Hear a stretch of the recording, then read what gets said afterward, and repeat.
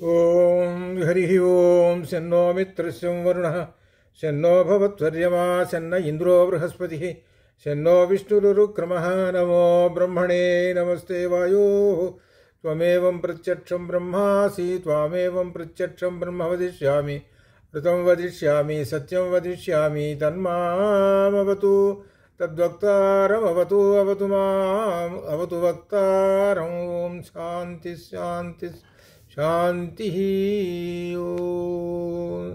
శృతిస్మృతిపురాణానాం ఆలయం కరుణాలయం నమామి భగవత్పాదం శంకరం లోకశంకరం. స్ఫురదిందువికాసమందహాసాం స్ఫురదిందీవరలోచనాభిరామాం అరవిందసమానసుందరాస్యాం అరవిందాసనసుందరీం ఉపాసే. శారదా శారదాంభోజ వదనా వదనాంబుజే సర్వదా సర్వదా అస్మాకం సన్నిధిం సన్నిధిం క్రియాత్ సన్నిధిం క్రియాతు. అరుణాం కరుణాతరంగితాక్షీం ధృతపాశాంకుశపుష్పబాణచాపాం అణిమాదిభిరావృతాం అయూఖైః అహమిత్యేవ విభావయే భవానీ. శ్రీమాతా శ్రీ మహారాజ్ఞి శ్రీమత్సింహాసనేశ్వరీ. శ్రీమాత్రే నమః. శ్రీమాత్రే నమః. అమ్మతత్వాన్ని గురించి, అమ్మవారి తత్వాన్ని గురించి భండాసుర వధలో విశేషంగా ఉన్నది. అమ్మవారి తత్వం తెలుసుకున్నారు అనంటే భండాసుర వధ అర్థమైనట్లే అని అర్థం. భండాసుర వధ అనగా అర్థం ఏంటంటే అజ్ఞానం అనేటువంటి రాక్షసుణ్ణి జ్ఞానం అనేటువంటి దేవత సంహరించటము అని అర్థం. ఈ నవరాత్రుల్లో ఉద్దేశం అదే. ఏమిటంటే నవరాత్రులు అనగా అజ్ఞానం అనేటువంటి రాక్షసుణ్ణి జ్ఞానం అనేటువంటి ఆయుధంచే సంహరించటమే. ఇది దీనిలో ఉన్నటువంటి శరన్నవరాత్రుల్లో ఉన్నటువంటి ముఖ్య ఉద్దేశం. ఇది ఎన్ని రకములుగా ఎన్ని పలువిధములుగా ఎలా ఉంటుంది అనేటువంటి విశేషం దీనిలో ఉన్నది. భండాసురుడు అనేటువంటి వాడు ఎవరంటే అర్థం ఏంటంటే మనలో ఉన్నటువంటి ఆత్మ చుట్టూ ఉన్నటువంటి అసుర శక్తియే భండాసురుడు. ఈ భండాసురుడు అనగా ఏమిటనమాట, ఈ ఆత్మశక్తి చుట్టూ ఉన్నటువంటి అసుర శక్తి ఆత్మను ప్రకాశింపజేయనీయకుండా, ఆత్మ తన యొక్క స్వస్వప్ర రూపాన్ని ప్రకాశింపజేయకుండా తాను అడ్డుపడుతూ ఉంటుంటాడు. తాను అడ్డుపడి తాను వశం చేసుకొని ఈ జీవుణ్ణి పలు జన్మలను ఎత్తేటట్లుగా, పలు కష్టాలు అనుభవించేటట్టుగా ఈ విధంగా చేస్తూ ఉంటాడు. కాబట్టి ఆ భండాసురుడు ఉన్నంతకాలము, అజ్ఞానం అనే అసురుడు ఉన్నంతకాలము జీవుడు తన స్వస్వప్ర ప్రకాశాన్ని తెలుసుకోలేడు. కాబట్టి జీవుడు తన యొక్క స్వస్వప్ర ప్రకాశాన్ని తెలుసుకోవటమే ఈ 9 రోజుల్లో ఉన్నటువంటి అమ్మవారి తత్వాన్ని తెలుసుకున్నటువంటి వాళ్ళు దాన్ని ఆచరిస్తారు. దాన్ని ఈ భండాసుర వధలో ఏ విధంగా చెబుతున్నారు ఏమిటి అనేటువంటి దీనికి వస్తున్నారు. ఇందులో అమ్మవారు యొక్క నాయకత్వంతో అటు మంత్రి శ్యామలాదేవి, వారాహిమాత, నకులి, సైన్యాధిపతి, అట్లా ఈ విధంగా వీళ్ళందరే కాకుండా అమ్మవారి యొక్క సంతానం, అమ్మవారి యొక్క కుమార్తె అయినటువంటి బాలాదేవి, అలానే కుమారుడైనటువంటి గణపతి, వీళ్ళు కూడా యుద్ధానికి వచ్చారు. వీళ్ళందరూ కలిసి ఆ యుద్ధంలో పాల్గొని అసుర శక్తిని సంహరించారు. ఇది దీనిలో. అయితే ఏమిటి దీనిలో విశేషము అని అంటే ఒక్కొక్క నామంలో ఒక్కొక్క ధ్వని గర్భితమైనటువంటి ఆత్మతత్వం ఇమిడి ఉన్నది. అది అర్థం చేసుకొని ఆచరణ చేసుకున్నప్పుడే ఫలితం. అప్పుడే ఈ శరన్నవరాత్రుల యొక్క గొప్ప విశేషం అప్పుడు అర్థమవుతుంది. ఇది ఎందుకు ఏర్పాటు చేశారు ఈ శరన్నవరాత్రులు అనేటువంటి విశేషాన్ని కూడా అప్పుడు తెలుసుకుంటారు.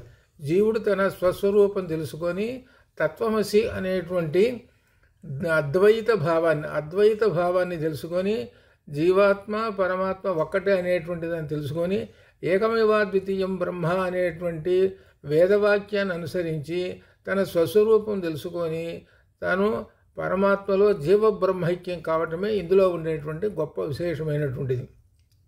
ఆ విశేషాన్ని మనం ఇందులో వరుసగా మనం చెప్పుకుంటూ వస్తున్నాము. ఇందులో విశేషంగా ఏమిటంటే నిత్యాపరాక్రమాటోప నిరీక్షణ సముత్సక.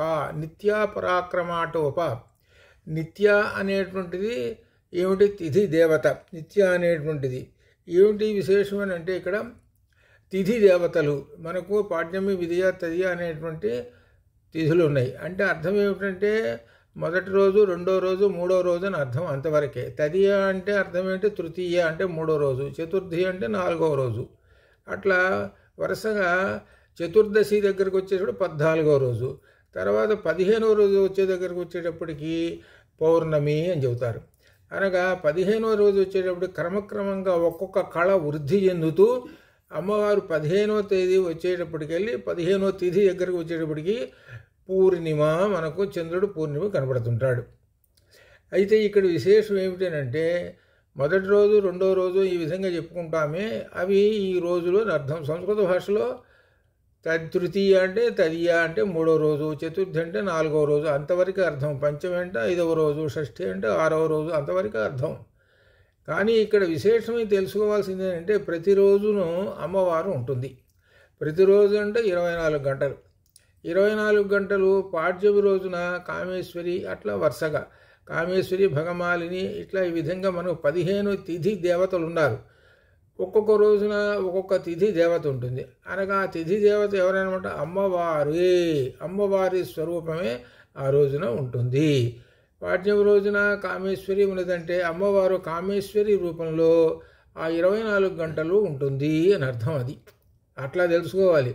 అంతే తిథి దేవతల్లోని ప్రత్యేకంగా మనకు పంచమి బాగా ఉన్నది, షష్ఠి బాగా లేదు, ఈ విధంగా అనుకుంటుంటాం సహజంగా. కానీ అసలు ఏమిటంటే ఇందులో అమ్మవారు ఒక్కొక్క రోజున ఒక్కొక్క నామంతో ఒక్కొక్క రోజున ఉంటుంటుంది. అది తెలుసుకోండి అని ఇందులో ఉండేటువంటి విశేషం.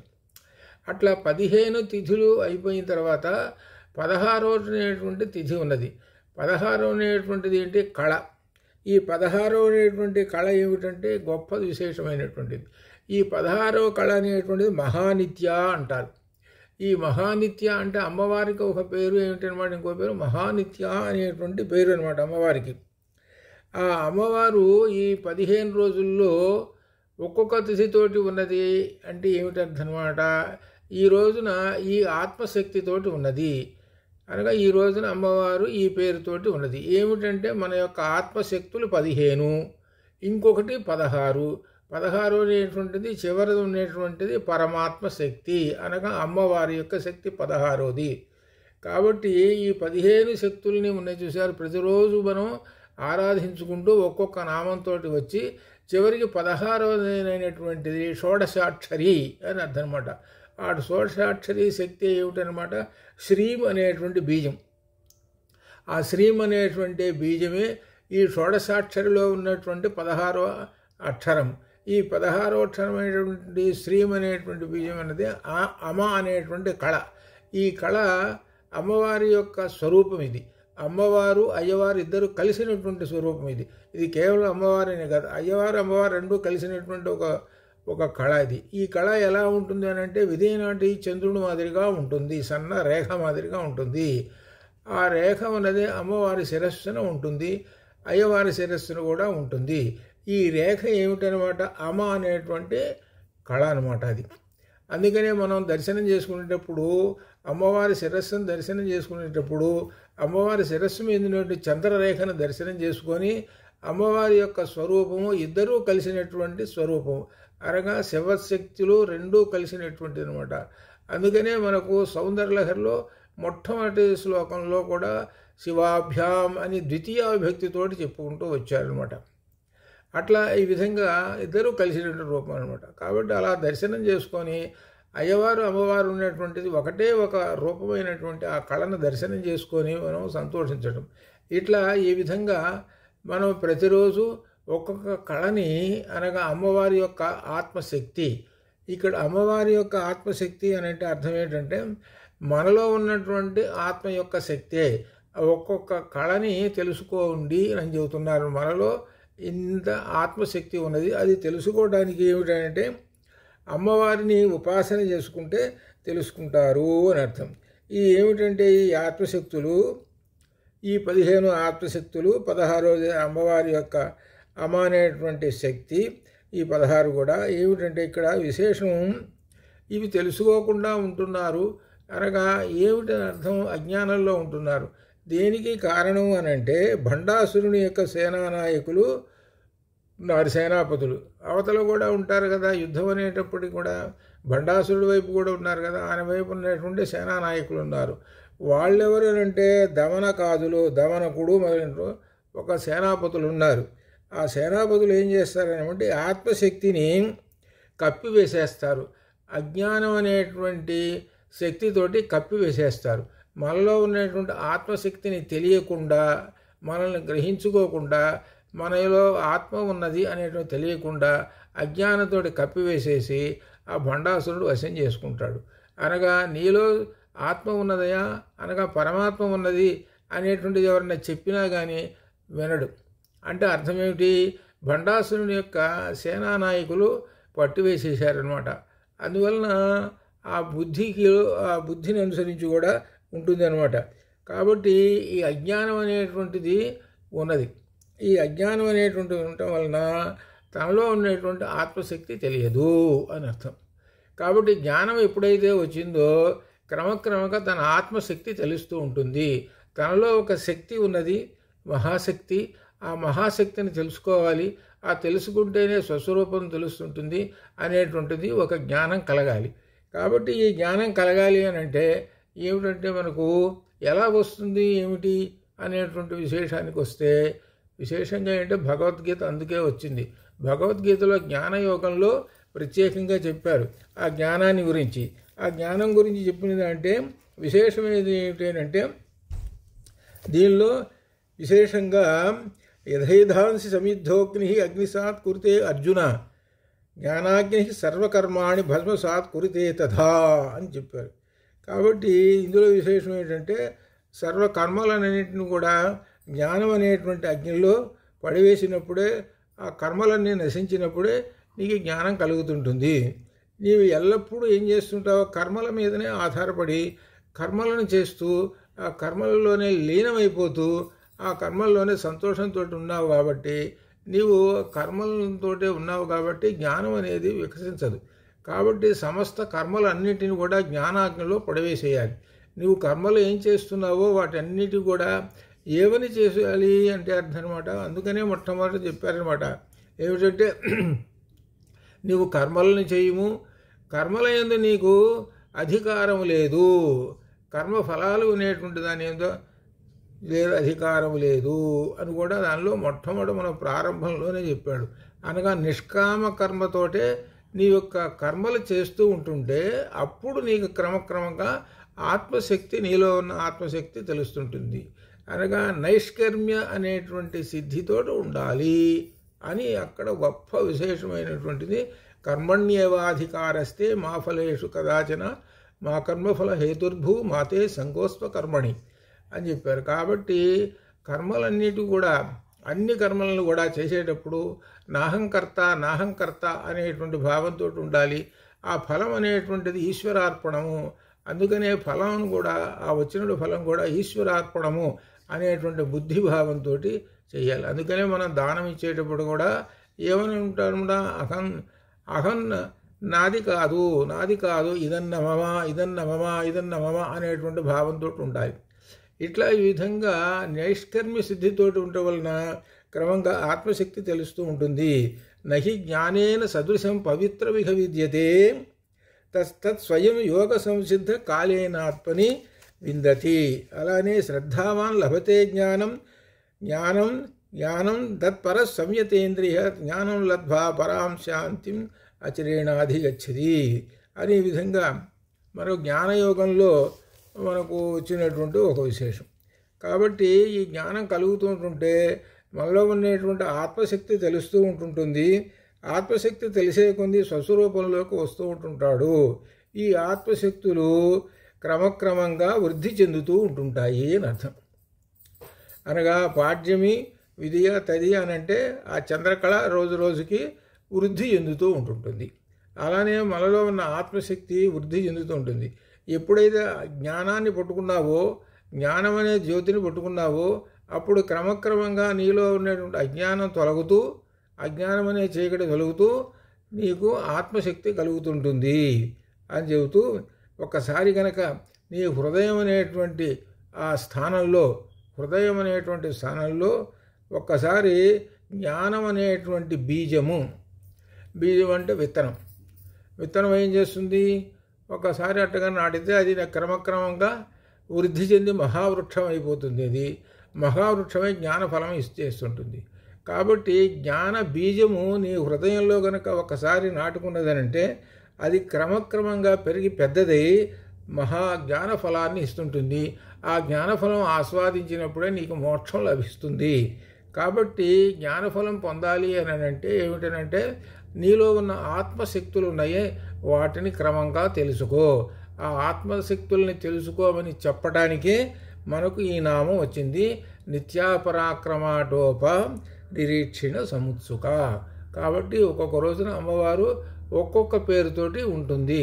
కాబట్టి ఆ అమ్మవారిని ఉపాసించుము అని అర్థం. అమ్మవారిని ఉపాసించు అని అంటే ఈ జ్ఞానాన్ని గనక ఉపాసిస్తుంటే అమ్మవారిని ఉపాసిస్తున్నట్లే అర్థం అనమాట.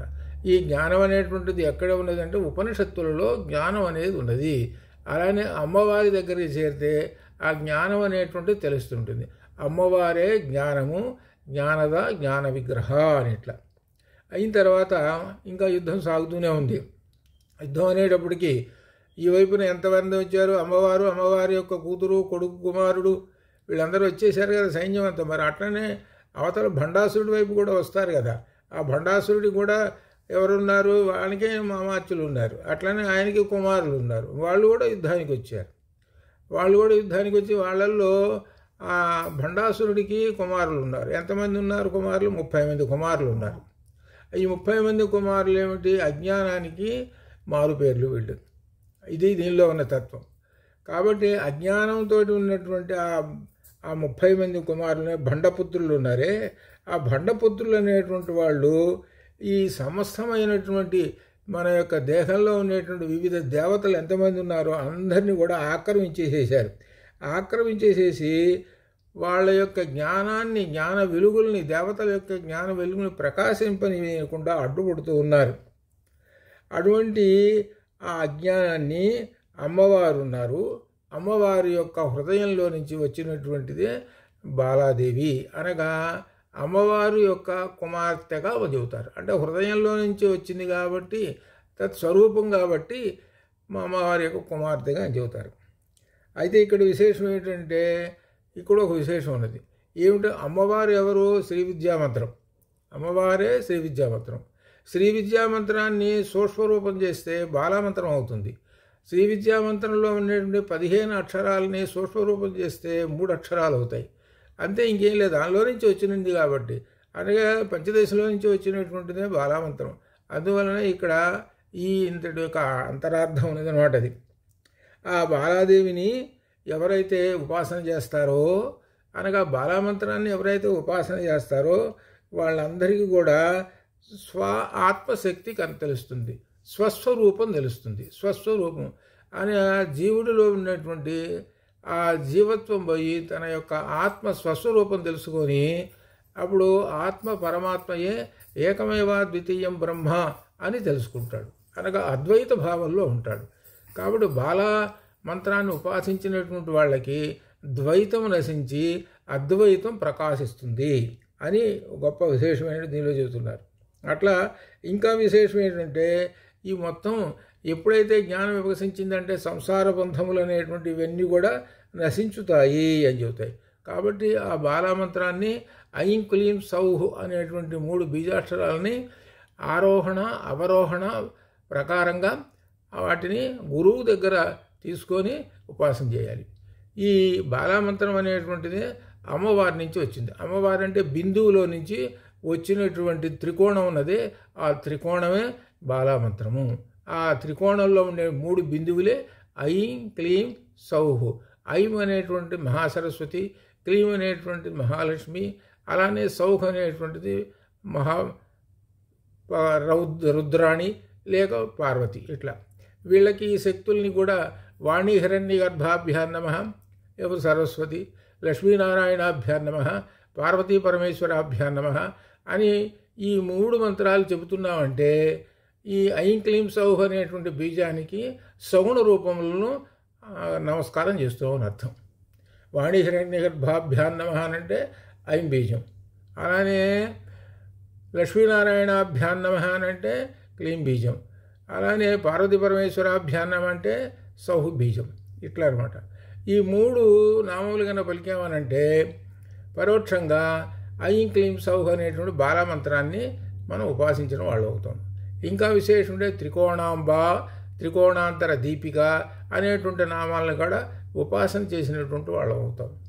కాబట్టి ఇక్కడ బాలమంత్రాన్ని ఉపాసించినటువంటి వాళ్ళకి స్వస్వరూపం తెలుసుకొని ఏకమేవ ద్వితీయం బ్రహ్మ అనేటువంటి తెలుసుకొని అద్వైతంలో తెలుసుకొని మోక్షాన్ని పొందుతారు.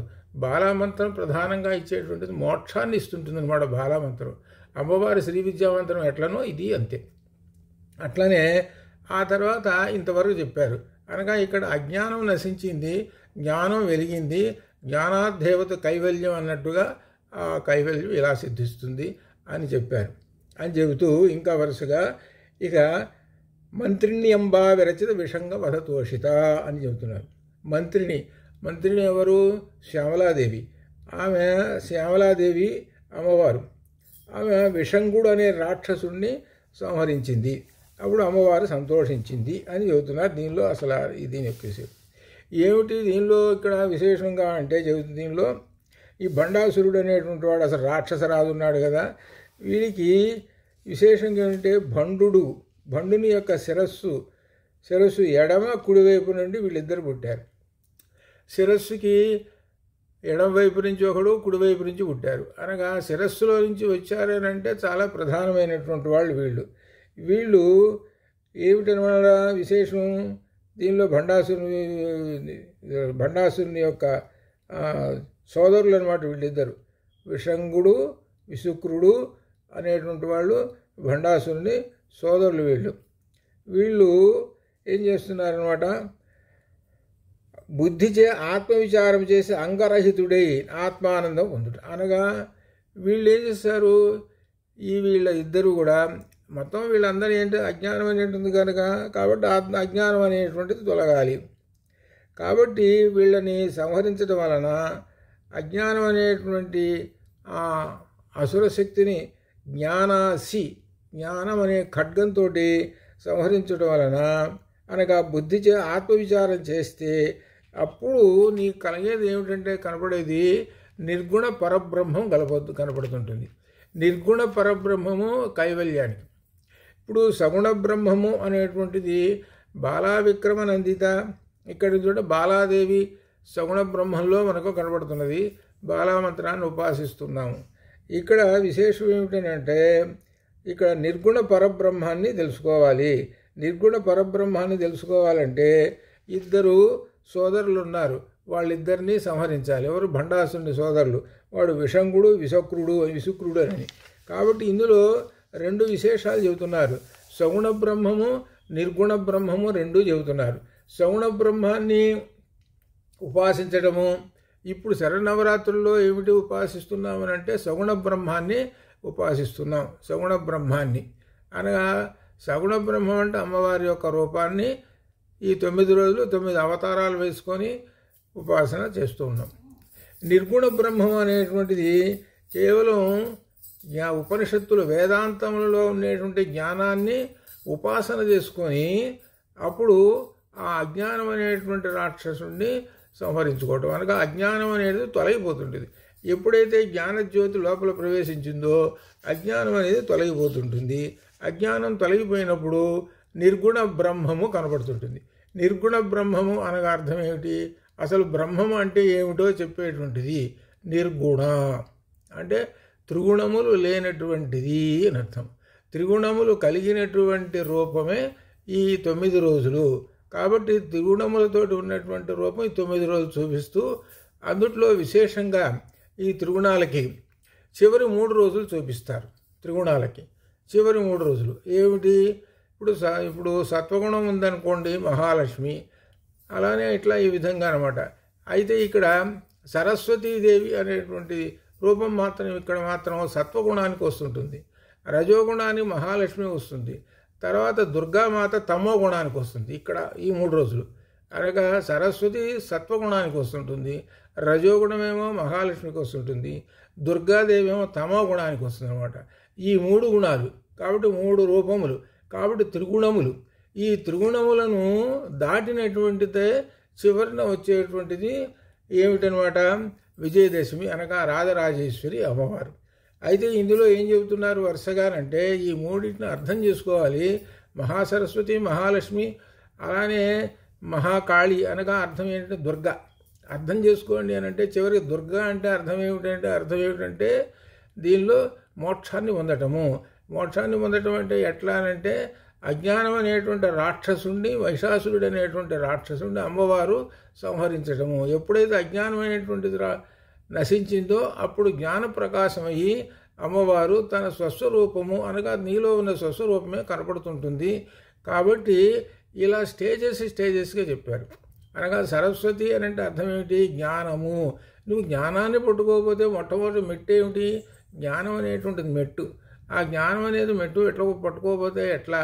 ఆ జ్ఞానం అనేటువంటి మెట్టు పెట్టుకుంటేనే తర్వాత లక్ష్మి అనేటువంటి అమ్మవారు పోషిస్తుంటుంది. ఇక్కడ లక్ష్మి అనేటువంటి అమ్మవారు పోషణ రక్షణతోటి ఉంటుంది. నిన్ను ఆ జ్ఞాన వికాసం జరిగినప్పుడు నిన్ను రక్షిస్తూ ఉంటుంటుంది. చివరికి నీలో ఉన్నటువంటి అజ్ఞానం అనేటువంటి అసుర శక్తిని అమ్మవారే దుర్గా రూపంలో సంహరించేసేస్తుంటుంది. చివరికి రాజరాజేశ్వరి అవతారంతో అమ్మవారి యొక్క రూపాన్ని, సగుణ బ్రహ్మ రూపాన్ని దర్శనం చేసుకుంటావు అని ఇంతటి అర్థంతో వచ్చినటువంటి శరన్నవరాత్రులు. ఇదే ఇందులో ఉండేటువంటి అమ్మవారి తత్వంలో తెలుసుకోవాల్సినటువంటిది.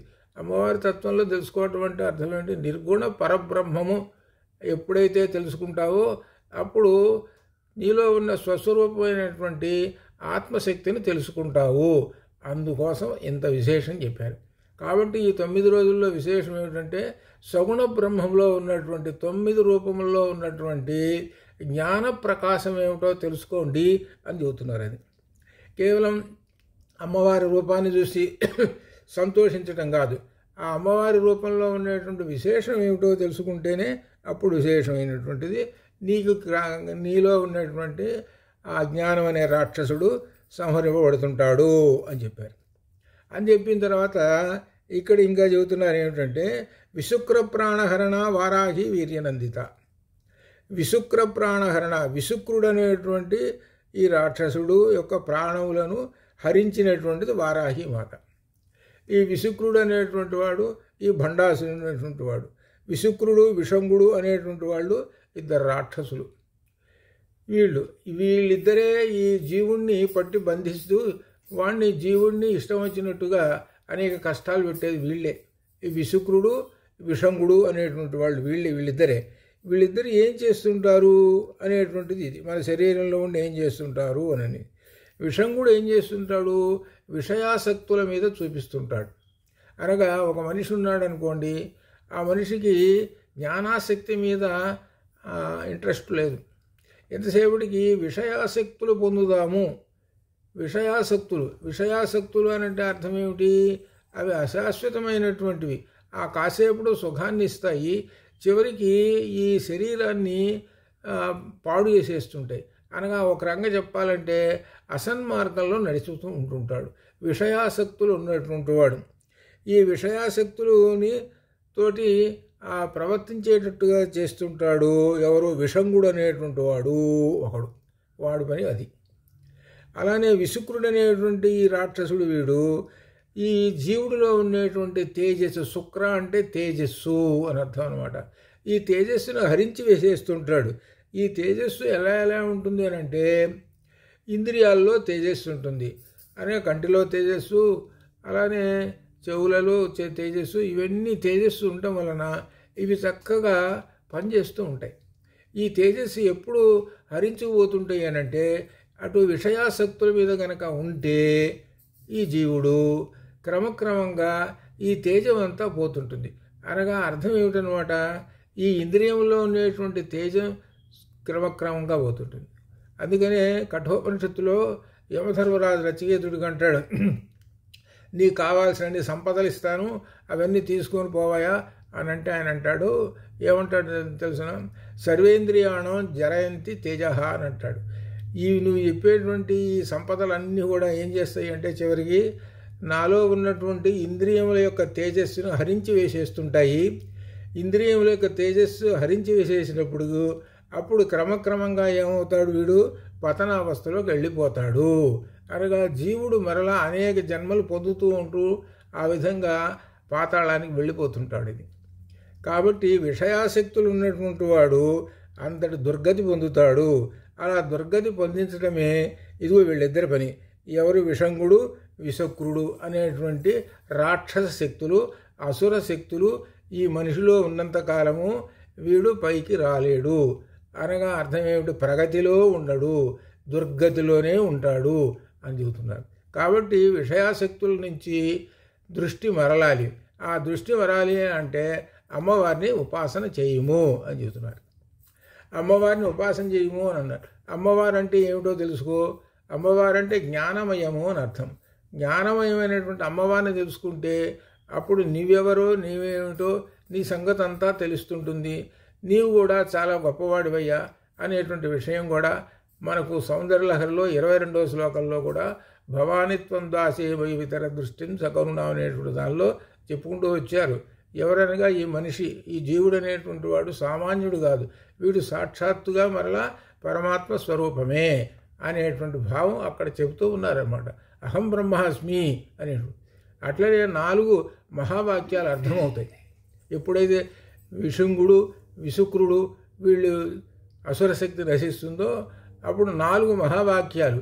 4 మహావాక్యాలు ఏమిటనో ఋగ్వేదంలో వచ్చేటువంటి మహావాక్యం అందులో ఉండేటువంటి మహావాక్యం, అలానే యజుర్వేదంలోంచి మహావాక్యం, సామవేదంలో నుంచి మహావాక్యం, అథర్వవేదంలోంచి మహావాక్యం.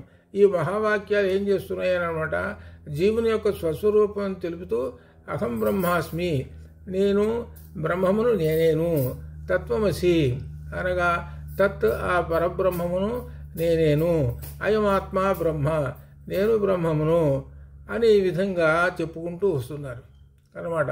ఇట్లా ఈ విధంగా ఈ 4 వాక్యాలను గురించి చెప్తూ ఉన్నారు. ఏది? వేదాలు సంబంధించినట్టు 4 వాక్యాలు అట్లా అన్నమాట.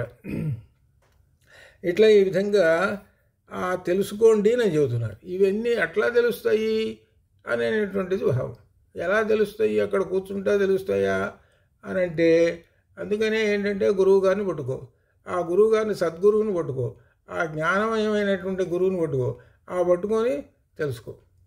ఎప్పుడు ఏది నీ దగ్గరికి రాదు, నీవే అన్వేషణ చేసుకుంటూ పోవాలి అట్లా అనమాట ఇది.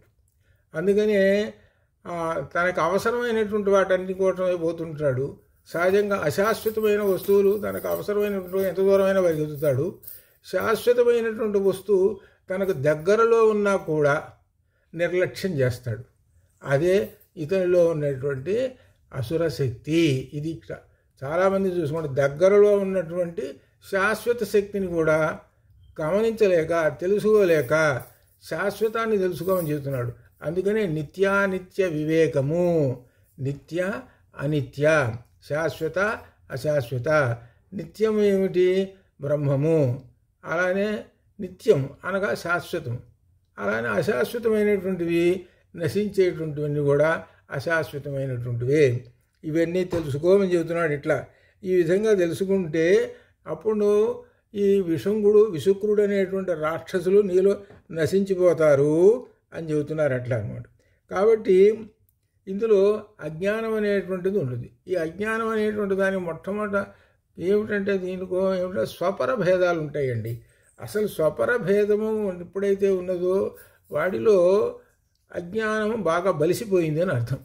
స్వపర, స్వ అంటే తన యొక్క, పర అంటే ఇతర. ఇది దీనికి మొట్టమొదట భగవద్గీతలోనే మొట్టమొదటి శ్లోకంలోనే చెబుతున్నాడు. ధర్మక్షేత్రే కురుక్షేత్రే సమవేతాయుత్సవ మామకాహ పాండవాశ్చైవ. మామకాహ ఒకటి, నావారు, పాండవాశ్చైవ అనేటప్పుడు ఇతరులు అని పెట్టారు. అనగా స్వపర భేదాలు 2 పెట్టేశారు. నా వాళ్ళు అని చెప్పేశారు. అనగా మమ మమ అనేటువంటిది, మమ మమ అనేటువంటిది ఎంతకాలం అయితే నీకు ఉంటుందో, మమ మమ అనేటువంటి ఎంతకాలం అయితే ఉంటుందో అంతకాలం కూడా నీవు అజ్ఞానంలోనే ఉండిపోతావు. నీకు అజ్ఞానం అనేటువంటి అసురశక్తి అనేది ఆ రాక్షసుడు పట్టు వేసేసాడు. కాబట్టి అక్కడి నుంచి తొలగాలి. ఇది అందుకనే ఈ అజ్ఞానం అనేటువంటి తొలగటం కోసము కర్తవ్యంలో తెలియటం కోసమే. అందుకని భగవద్గీత అనేటువంటిది వచ్చింది అది. కాబట్టి ఈ భగవద్గీత యొక్క విశేషం ఏమిటి? జ్ఞానపరంగా జ్ఞానజ్యోతిని తెలుసుకొని, తనలో జ్ఞానం అనేటువంటిది ఉన్నది, దాన్ని తెలుసుకొని ఆ జ్ఞానంతో నీవు ఉన్నత పథంలో ప్రగతి మార్గంలో నడువు. ప్రగతికి ఊర్ధ్వగతికి అని అర్థం అనమాట. ఊర్ధ్వగతికి, అధోగతికి కాదు, ఊర్ధ్వగతికి నడువుము అని చెప్పడమే శరన్నవరాత్రుల్లో గొప్ప విశేషమైనది. ఈ నవరాత్రుల్లో అమ్మవారి యొక్క రూపములలో వివిధ రూపములలో ఏమున్నాయి విశేషమైనటువంటిది? అన్నపూర్ణావతారం వేశారు. ఏమిటి అన్నపూర్ణావతారం అని అంటే అర్థం ఏమిటి? వేదానికి సంబంధించింది ఏమిటి అనేటువంటిది దాన్ని తెలుసుకుంటే, అన్నం బ్రహ్మేది విజనాద్ అన్నాద్ధైవ ఖల్విమాని భూతాని జాయంతే అన్నేన జాతాని జీవంతి అన్నం ప్రయంచ విషం విశంతి తద్విజ్ఞాయ. అన్నం అనేటువంటిది పరబ్రహ్మస్వరూపము. అన్నం అనేటువంటిది లేకపోతే ఈ జీవుడే లేడు. ఇది అన్నం ఎక్కువ గొప్పతనం. కాబట్టి అన్నం అనేటువంటిది ఎక్కడి నుంచి వస్తున్నది అనేటువంటిది ప్రశ్న వేసుకో. అన్నం అనేది ఎక్కడి నుంచి వస్తున్నది అనేటువంటి ప్రశ్న వేసుకొని నీకు ఆ సమాధానం చిక్కకపోతే సద్గురువులను అడుగు. సద్గురువులను అడిగితే సద్గురువులు చెప్తారు అన్నం ఎక్కడి నుంచి వస్తున్నది అని. అన్నం ఎక్కడి నుంచి వస్తున్నది అని తెలుసుకునేటప్పుడు చివరికి పరమాత్మ దగ్గరికి వెళ్ళిపోతాం. అనగా పరమాత్మ అర్థం అయితే ఈ అన్నం అనేటువంటిది అర్థమవుతుంది. అది తెలుసుకోరా అని అన్నపూర్ణావతారం వేశారు. ప్రతి అవతారంలో కూడా, అన్ని అవతారాల అన్నిటిలో కూడా జ్ఞానపరమైనటువంటి విశేషం ఉన్నది. ఊరికి అన్నపూర్ణ అవతారం వేశారు కదా, కాబట్టి అందరూ అన్నాలు తిందాము, అమ్మవారికి నమస్కారం చేసి అనేటువంటిది పెట్టుకుంటే కేవలం శారీరకం అయిపోతుంటుంది. కాసేపు సంతోషం. అంతేగాని అందులో ఉన్నటువంటి జ్ఞానపరమైనటువంటి విశేషం తెలుసుకునేటువంటి వాడికి అమ్మవారి తత్వం అర్థమవుతుంది. ఇది గొప్ప విషయం. అందుకనే ఈ 9 రోజులు 9 విశేషమైనటువంటి ఆ అలంకారాలు వేయటంలో అమ్మవారికి, అనగా అమ్మవారికి అలంకారములు అంటే నిర్గుణ బ్రహ్మకు సగుణ బ్రహ్మము ఆకారములు అని అర్థం. సగుణ బ్రహ్మముగా మనం ఆరాధించటం, నిర్గుణ బ్రహ్మాన్ని ఆరాధించడం కష్టతరం కాబట్టి సగుణ బ్రహ్మముగా ఆరాధించండి అని 9 రోజులు వరకు పెట్టారు. ఈ 9 రోజుల్లో అమ్మవారి యొక్క తత్వాన్ని ఎవరైతే తెలుసుకుంటారో వాళ్ళు ధన్యజీవులు అని చెబుతూ, తర్వాత ఇంకా కామేశ్వర ముఖాలోక కల్పిత శ్రీ గణేశ్వర. కామేశ్వరుడు, కామేశ్వరి. కామేశ్వరుడు అంటే అయ్యవారు, కామేశ్వరి అమ్మవారు. కామేశ్వరుణ్ణి అనురాగంతో ప్రేమమయంతో కామేశ్వరి అమ్మవారు పార్వతీ పరమేశ్వరుడు ఒక్కసారి దృష్టి అలా చూసింది. చూస్తే ఆ దృష్టిలో నుంచి ఎవరు వచ్చారు? గణపతి వచ్చాడు. గణపతి, ఈ గణపతి గణేశ్వర అనమాట. ఆ గణపతి వచ్చాడు. ఆ గణపతిని మనం ఏమంటాం అనమాట? వినాయకుడు అని అంటాం ఆ గణపతిని. ఈ గణపతి ఉన్నాడు కదా, ఈయన కూడా యుద్ధానికి వచ్చాడు. అయితే ఇక్కడ ఒక విశేషం కూడా చెబుతున్నారనమాట. ఏమిటంటే ఒక విశేషమైనటువంటిది, ఈ భండాసురుడు అతని సైన్యం ఉన్నారు కదా, వీళ్ళందరూ కూడా వాళ్ళేంటి, భండాసురుడు తనకు ఎదురుగా ఉన్నటువంటి ఎవరు అమ్మవారి సైన్యానికి, అమ్మవారికి విజయం కలగకుండా ఉండాలి, అనగా తను గెలవాలి, వాళ్ళు ఓడిపోవాలి, వాళ్ళకి విజయం కలగకుండా ఉండాలి. కాబట్టి ఈ భండాసురుడు ఏం చేస్తాడు, వాళ్ళ మీద విజయ అనేటువంటి కలగకుండా విఘ్నం కలిగించేటట్టుగా ఒక యంత్రాన్ని ప్రయోగిస్తాడు. అనగా ఎవరికి, అమ్మవారి వైపున విజయం కలగకుండా ఆ విజయానికి విఘ్నం కలగడానికి ప్రయోగించాడు. ప్రయోగిస్తే మరి దాన్ని ఆ విఘ్న యంత్రాన్ని భేదించాలి కదా. ఆ భేదించాల్సింది ఎవరు? గణపతి భేదిస్తాడు. ఇది ఇక్కడ ఏమిటి దీనిలో ఉండేటువంటి విశేషమైనటువంటి దీనిలో అని అంటే ఒక విశేషము, ఈ దీనిలో ఉండేటువంటి గొప్ప విశేషము, ఈ జీవుడు ఉద్భవించటానికి ఉండేటువంటి శక్తులు ఏమిటి అనమాట. దీనిలో గొప్ప విశేషమైనటువంటిది, ఆ విశేషమైనది తెలుసుకో అని చెబుతాడు. ఏమిటనంటే జీవుడు ఉద్భవించటానికి 8 కారణాలు ఉన్నాయి. ఈ జీవుడు ఒక శరీరం తీసుకోవాలి. ఒక శరీరంలో నుంచి వచ్చాడు, ఎక్కడో శరీరం పడిపోయింది, ఆ శరీరంలో నుంచి బయటకు వచ్చాడు. బయటకు వచ్చి ఇంకో శరీరంలో దూరాలి. ఆ దూరడానికి వీడికి 8 కారణాలు ఉన్నాయి. ఆ 8 కారణాలు ఉన్నాయి కాబట్టి దానిలోకి చేరతాడు. కనుక ఒక ఇల్లు ఉందనుకోండి, ఆ ఇంటికి ఏదో 2 ద్వారాలు ఉంటాయి, 4 కిటికీలు ఉంటాయి, అట్లనే 4 గదులు ఉంటాయి. ఎట్లా ఇవన్నీ ఏర్పడితే అప్పుడేమంటాం, దాన్ని ఒక గృహము అంటాం.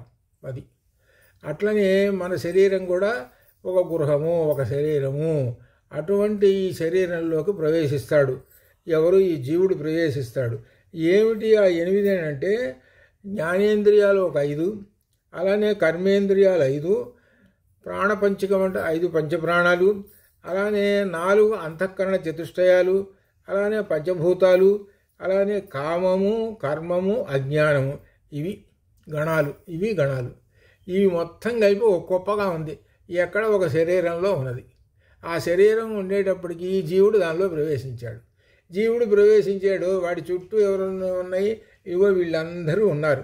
లోపల బంధింపబడి, ఎలా అయితే జైల్లో బంధింపబడి ఉంటాడో అట్లా ఈ విధంగా బంధింపబడి ఉన్నాడు. వీడు ఎంతకాలం అయితే ఉండాలో అనుభవిస్తాడు, మళ్ళీ పోతున్నాడు ఇట్లా.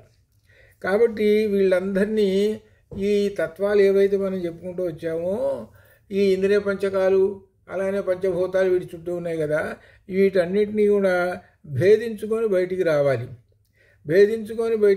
అని అంటే ఈ చెప్పుకున్నటువంటి ఈ ఇంద్రియాలకి, ఈ కర్మేంద్రియాలకి అన్నిటికీ కూడా, ఈ గణాలకన్నిటికీ ఒక అధిపతి ఉన్నాడు. ఆ అధిపతి ఎవరు? గణపతి. ఇది ఇక్కడ. అందుకనే మనం గణపతిని మొట్టమొదటగా ఆరాధిస్తాం. ఎందుకనంటే విగ్రహములు ఏమీ కలగకుండా ఉండటానికి కోసము అని అర్థం అనమాట. ఇది ఆ విగ్రహములు ఏమిటనమాట? ఈ విగ్రహాలు రకరకాలైనటువంటి విగ్రహాలు ఉంటాయి కదా. కాబట్టి ఈ ఉన్నటువంటి ఈ తత్వాలు ఏవైతే ఉన్నాయో ఇవన్నీ వీటికి గణపతి. ఇవి ఏవి కూడా మనకి విఘ్నం కలగకుండా చేయాలి. మనకి ఇంద్రియాలు ఉన్నాయి, జ్ఞానేంద్రియాలతోటి ఏమాత్రం విఘ్నం కలగకూడదు. అలానే కర్మేంద్రియాలు ఉన్నాయి వాటికి, అలానే అంతఃకరణ చతుష్టయం ఉన్నాయి. వీటికి ఏం విఘ్నాలు కలగకుండా సక్రమ మార్గంలో నడిచేటట్టుగా చూపించేటువంటి వాడు గణపతి. ఇది అర్థం అన్నమాట. అలా గణపతి కాబట్టి గణపతిని ఆరాధిస్తూ ఉంటాం. కాబట్టి ఇక్కడ ఎప్పుడైతే గణపతిని మనం ఆరాధిస్తూ ఉంటామో అజ్ఞానం అనేటువంటిది నశిస్తుంటుంది, ఆత్మజ్ఞానం కలుగుతూ ఉంటుంటుంది. ఈ లక్షణాలన్నీ ఉన్నాయి దేనికి అని అంటే ఒక జీవుడి చుట్టూ ఉన్నాయి. ఈ జీవుడి చుట్టూ ఉన్నటువంటి దాన్ని పురము అన్నారు. ఆ పురములోనే వీడున్నాడు. పురము అని అంటే ఒక ఊరు. ఆ ఊరిలో ఏవో బజార్లు ఉంటాయి, ఇళ్ళు రకరకాలు అన్నీ ఉంటాయి కదా. ఆ సెంటర్ మధ్యలో గుడి ఉందనుకోండి. అట్లా ఆ విధంగానే ఈ పురి ఎవరు? వీడు జీవుడు. ఈ జీవుడే పురి. జీవుణ్ణి పురి అంటారు. ఇంగ్లీష్లో పూరి రాయమంటే అలా రాసేటప్పుడు పూరి అయిపోయింది. ఆ పూరి పుణ్యక్షేత్రం అయింది. కానీ అక్కడ పూరి అనేటువంటి పూరి కావాలనుకుంటారు. కానీ అది కాదు, పూరి అనేటువంటి మాట అది. ఆ ఇంగ్లీష్ వాళ్ళు PURI రాసి చివరి చదవతికి పూరి అని చెబుతున్నారు. కాదు, పురి అసలు అది. ఆ పురి జగన్నాథ క్షేత్రం. పురి అంటే జీవుడు ఉన్నటువంటి క్షేత్రము అని అర్థం. అది ఆ జీవుడు ఎవరనంటే జగన్నాథుడు. మనలో ఉన్నటువంటి ఆ పురి ఎవరు?